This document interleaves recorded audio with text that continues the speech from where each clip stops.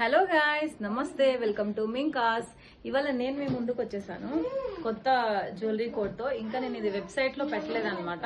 So ఈ jewellery వచ్చేసి మీరు దీనిలోనే సేమ్ బ్లాక్ పాలిష్ లో చూసారు, ఇది వైట్ పాలిష్ లో వస్తుంది.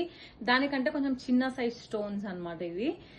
సో వచ్చేసి దీనికి మనకి చైన్ వస్తుంది, ఇయర్ రింగ్స్ వస్తాయి, ఫింగర్ రింగ్ వస్తుంది, అండ్ ఈ ఒక్క మోడల్లో మాత్రమే మనకి బ్రేస్లెట్ కూడా వస్తుంది.